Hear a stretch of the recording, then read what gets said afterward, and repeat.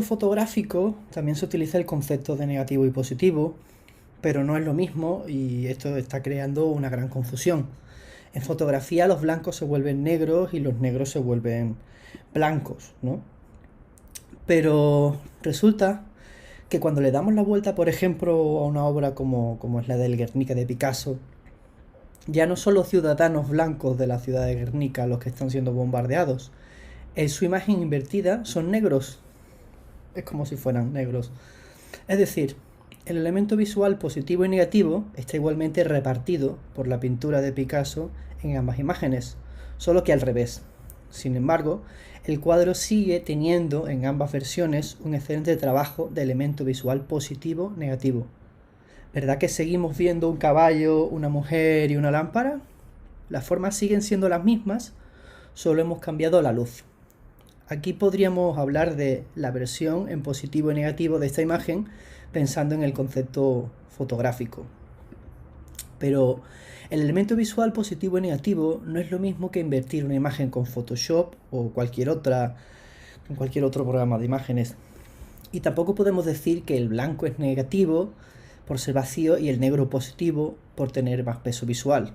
Entonces ya os digo, la ley del positivo y el negativo no se trata de darle la vuelta a una imagen de Photoshop, pero sí que está relacionado por el mundo de la fotografía y por tanto por el mundo de la construcción de la imagen en lo que es la compensación de espacio, ¿no? Digamos, si hablamos en términos de blanco-negro, ¿no? De peso visual, ¿no? Pero esto no es la ley del positivo, esto sería pues parte de la explicación porque numerosas veces coinciden en muchas imágenes cuando quieres representar una imagen, pues que la imagen está en positivo, la parte activa de la imagen que es la figura está en positivo y el fondo está en negativo, o ocurre lo mismo en el paisaje. Entonces numerosas veces la manera en la que componemos imágenes desde una fotografía es la manera en la que eh, se aplica de una manera esta compensación de pesos y claro, guarda una relación con la ley del positivo y negativo porque a veces coincide, pero esto no es la ley del positivo y el negativo. La ley del positivo y el negativo consiste en que la zona positiva es una zona activa visualmente y la zona negativa es una zona pasiva alrededor de la zona activa. Pero no tiene que ser la zona activa una figura. Tú activas una zona, digamos, por hacer la diferencia del resto de formas en cuanto a color, en cuanto a la forma que sea distinta, ¿no? Imagínate que tienes un cuadro donde todas las formas son líneas rectas y metes de repente una vertical, pues ese sería el positivo de esa imagen. Esa es la idea principal de la ley del positivo y el negativo y la idea que nos permite jugar con las imágenes para recrearlas a nuestro antojo. Y es muy importante entenderlo de esta manera porque abstraernos a este punto con la imagen nos permite componer imágenes digamos realistas con mayor perfección, como lo hizo Hopper con la obra Sol Matinal, que sí es cierto que si a esta imagen le damos la vuelta en Photoshop, está muy bien calibrada y coincide la ley del positivo y el negativo con el calibrado fotográfico, pero no es lo mismo, ¿no? Realmente lo que está consiguiendo Hopper es que, por ejemplo, en las formas abstractas que quedan aquí en el rostro, todas esas, las formas más raras, son las que están diferenciadas del resto de formas del cuadro. Fíjate, lo rara, si lo abstraes del resto de formas, lo raro que parece ese rostro en negro ahí en medio. Pues esa forma está escondida en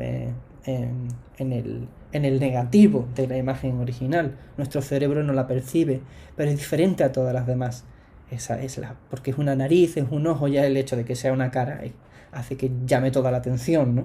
Pero es que desde un análisis desde la forma y desde la ley del positivo y el negativo, por eso la imagen está tan bien construida. Si la cara estuviera en otro sitio o colocada de otra manera, no llamaría tanto la atención.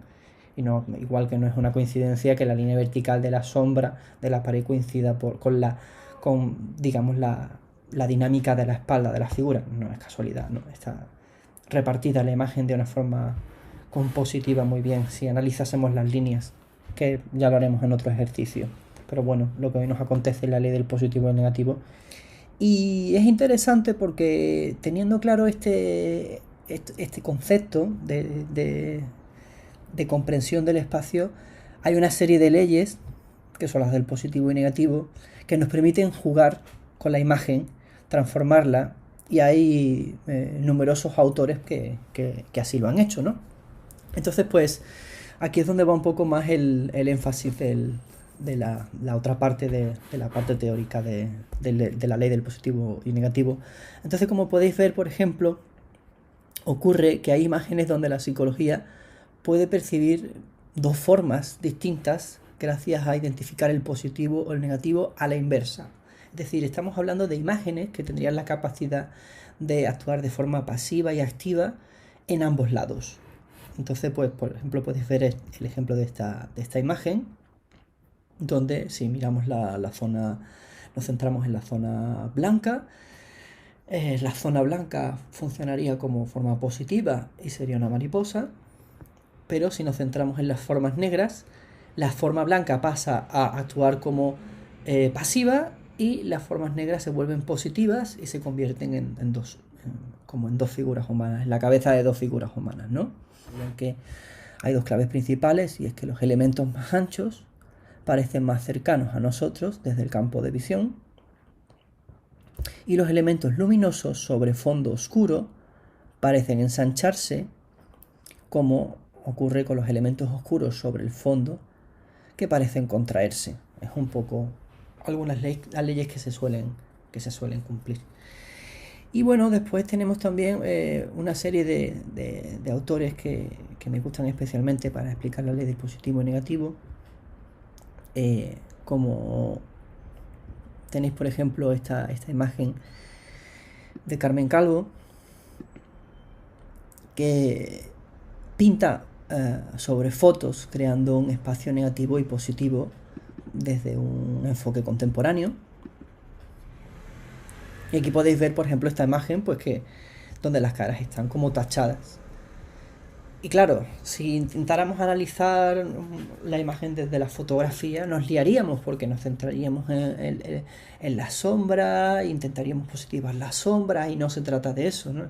Le hemos dado una vuelta de tuerca, y aquí vemos que, según la ley del positivo y el negativo, lo que está actuando de forma positiva y negativa al mismo tiempo es ese contraste entre esas tres formas circulares formando un triángulo y el resto de la imagen.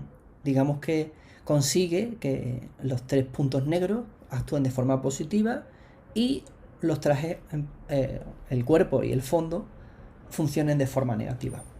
Pues esta es una de las cosas que se puede lograr con la ley del positivo y el negativo. Del mismo modo, en esta imagen de Salvador Dalí, que también es muy, muy popular, My West, podemos ver cómo un espacio, este espacio lo he visto yo representado físicamente en el Museo de Dalí, en Figueras. Y bueno, lo que está representando es creando un espacio visual, un espacio físico, y colocando una serie de elementos a diferentes alturas, diferentes posiciones, está creando una imagen que actúa de forma positiva y negativa constantemente, porque todas las imágenes que hay son imágenes dentro de las imágenes en el espacio, ¿no? Es otra forma de conseguir que el espacio sea, digamos, positivo y negativo al mismo tiempo. Y bueno, en esta imagen que os traigo de Miquel Barceló, también podéis ver cómo ha conseguido generar otro tipo de efecto visual de positivo y negativo desde un enfoque contemporáneo, que es consiguiendo, bueno, pues tenemos una serie de formas circulares en el suelo, y sobre ellas las ha usado como base para representar una serie de vasijas que están actuando, o copas que están actuando de forma negativa, y está como a medida que yo creo que pasa un poco con esta imagen, que a medida que la miramos más, vemos más las vasijas, ¿no? Entonces es un poco el juego que consigue, ¿no? Que descubramos esas vasijas que están negativizadas, pero que al observarlas empezamos a positivarlas. Es una ley, la ley del positivo y negativo también entra mucho en relación con la ley del agrupamiento, que bueno, ya hablaremos de ella, pero básicamente pues es una ley que tiene que ver con la secuenciación de elementos repetidos en una imagen. Pero bueno, también en el cuadro de Enrique pasaba en las Meninas, que se lo he dicho algunas veces, que por ejemplo la zona de la monja estaba muy recortada la forma de la monja, y en la parte del traje por abajo formaba como una especie de triángulo. Pues eso también es lo que está actuando ahí de una forma tan fuerte, es la ley del positivo y el negativo, que esa forma está, digamos, positivando el espacio alrededor de la monja y negativizando la monja, y lo importante de todo eso es generando una fuerte atracción hacia ese punto, para la mirada, ¿no? Para la psicología del cerebro, ¿no? Porque al final las imágenes las construimos, al final del principio, o sea, las imágenes las construimos con el cerebro. Entonces todas estas leyes son las que se tienen en cuenta a la hora de analizar la imagen, y que esté bien estructurada, bien calculada, y cuando el pintor la mira, ¿no? Dice, tiene un buen peso, ¿no? Pero vamos, estas leyes también se aplican de forma clara, pues en la publicidad, en todo lo que tiene que ver con formación digital, periodismo, ilustración, todo lo que tiene que ver con la imagen, cine, fotografía, porque son leyes que te sirven para centrar la atención en un punto, es decir, para conseguir que la gente mire en una dirección, que es un poco el objetivo del marketing, ¿no? Pues esas son las leyes de la imagen, ¿no?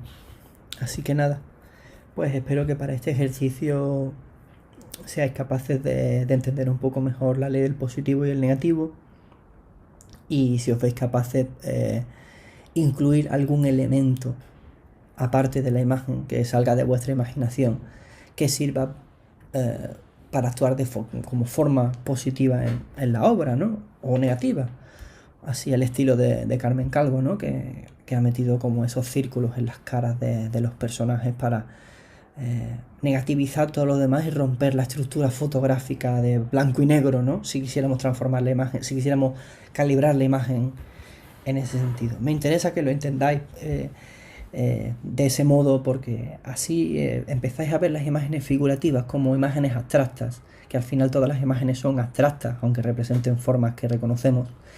Y es muy bueno, es muy vital entender esto, porque nos permite saber leer la imagen, digamos, es como un idioma, ¿no? Entonces cuando quieres pintar algo figurativo, representacional, digamos, no analizas la imagen a través de lo que ves, sino a través de las formas, y eso te permite pintarla mucho mejor, porque sabes que su peso visual, que su contenido, que su forma esté bien calibrado, ¿no? Y eso es lo básico, ¿no? Lo más importante.